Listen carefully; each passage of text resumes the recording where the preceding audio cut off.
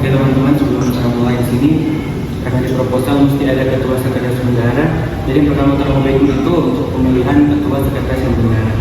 Sebelumnya ada yang bersedia menjadi ketua atau menteri? Tunjuk ketua TNI, sekretaris bendahara ya. Sepakat? Sepakat. Oke, berarti ketua TNI, Panas Nadine, bendahara Nia. Tulis juta ya.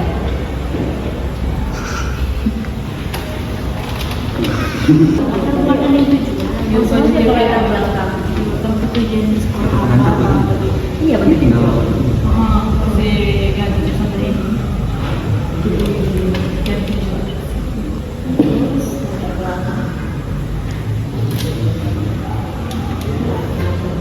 Satu itu mengarahkan anggota kelompok, itu kedua memfasilitasi kebutuhan anggota. Itu ketua kelompok. Ketua kelompok memfasilitasi kebutuhan kelompok. Kan ada ya dapat kan Ci.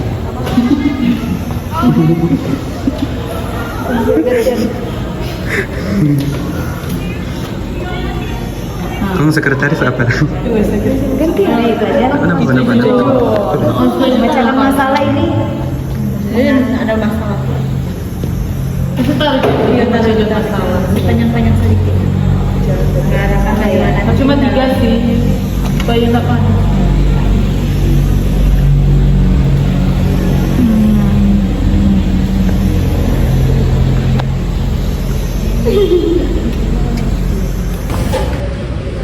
Ini jurusan apa? Ilmu kesehatan masyarakat.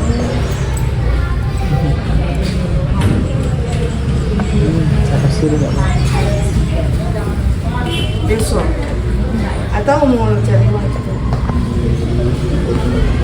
si hari Jumat tanggal 17. So ketemu kepala sekolah kan?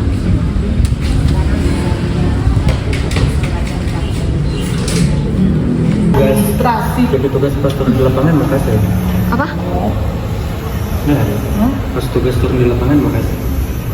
Ini makasih sebenarnya turun di lapangan kan misalnya ketua yang bermateri baru Bagi anggota ada bagian yang koordinasi, ada dokumentasi, ada mengatur ketertiban. Iya, itu mau tulis.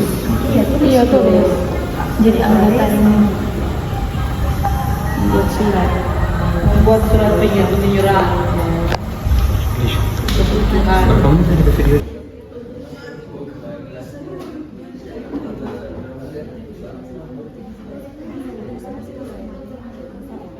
Judul itu tentang agensi kamu online. Jadi dalam 4 topik pembahasan yang telah membahas hari ini yaitu ada yang pertama tentang pengertian dari adiksi game, yang kedua itu aspek dari adiksi game, yang ketiga ada dampak dari adiksi game, dan yang keempat itu ada cara mengurangi adiksi game. Langsung masuk ke dalam topik yang pertama itu yaitu tentang pengertian adiksi game. Dan tadi kan Kak selalu bilang itu ada kata-kata yang selalu muncul itu ada kata adiksi. Mungkin ada yang belum tahu apa itu adiksi, atau mungkin ini merupakan kata baru pada adik ya, kata adiksi. Jadi adiksi itu juga kata lainnya itu ada kecanduan atau ketagihan, yang dimana yang berarti adiksi kemonan itu dia merupakan kecanduan game online yang dia menggunakan komputer atau smartphone secara berlebihan dan terus menerus. Jadi yang mungkin seperti adik-adik di sini yang itu berpengaruh dengan nilai akademik adik-adik atau tentang bagaimana adik-adik di sekolah. Misalnya diberikan tugas pekerjaan rumah oleh guru ataupun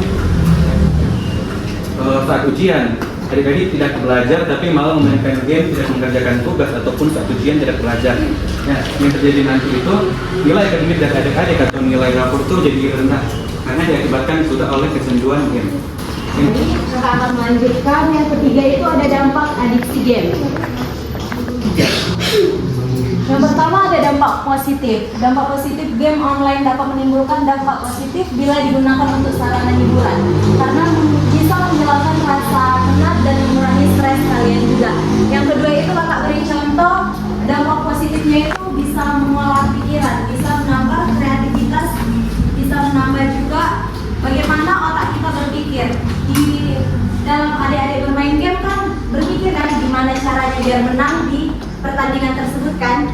Nah itu dampak positifnya itu adik-adik bisa menambah kreativitas otak. Jadi otak adik-adik berpikir gimana caranya agar pertandingan ini nih harus menang begitu.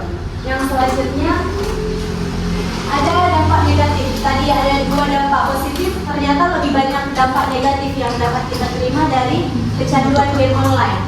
Yang pertama, kesehatan fisik yang tadi Kak Ferry sudah jelaskan. Kesehatan fisik dapat merusak mata, mengganggu kesehatan tubuh. Dimana di kesehatan fisik ini biasanya adik-adik akan mau terganggu kan tidurnya, bisa tidur lebih larut. Jadi di saat adik bermain game, tidurnya nggak beraturan. Dampak dari tidur nggak beraturan itu bisa mengakibatkan kesehatan tubuh. Jadi tubuh adik itu menurun, jadi gampang sakit. Yang kedua itu ada dampak sosial. Dampak sosialnya itu berkaitan dengan hubungan. Hubungan misalnya hubungan adik-adik dengan orang tua. Jadi karena kecanduan main game, jadi pikirannya game terus, nggak ada mau orang tua ngajak ngomong itu nggak ada waktu. Jadi pikirannya itu kayak aku harus main game begitu. Jadi nggak ada hubungan antara anak dan orang tua. Jadi ada space lah, ada kerenggangan antara anak dan orang tua. Yang ketiga itu kesehatan mental. Kesehatan mental ini bisa dilihat dari emosi yang mudah berubah-ubah. Emosi yang mudah berubah-ubah ini akibat dari itu tadi, game online tadi yang awalnya tadi waktu mulai bermain itu happy, senang nih mau main game. Tiba-tiba beberapa menit kemudian ini bisa berubah di aja main game jadi kan tahu.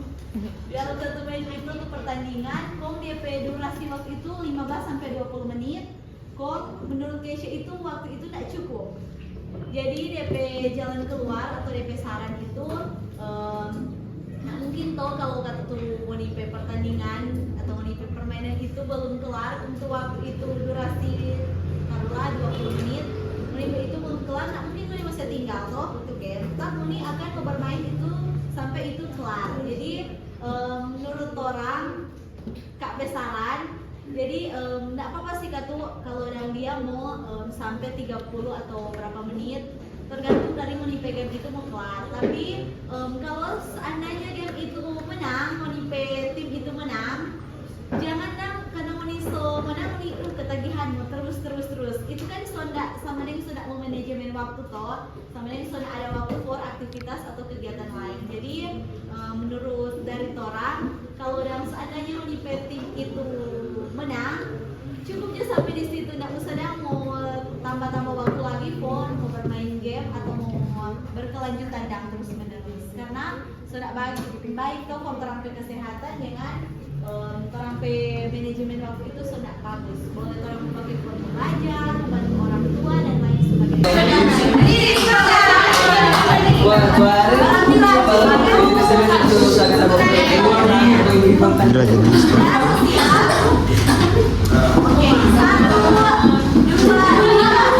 SMP Negeri Danau Tondano.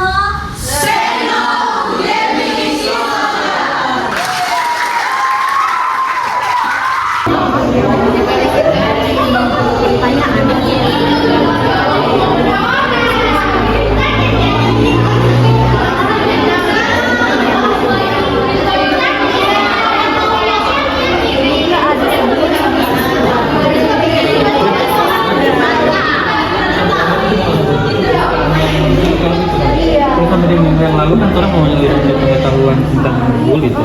Terus sekarang kan orang mau nilai di frekuensi kalau orang ketagihan game.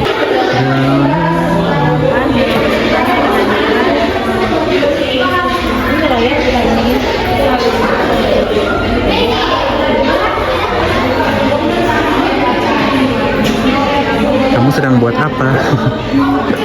Mau sedang buat analisis data. Kalian ngapain?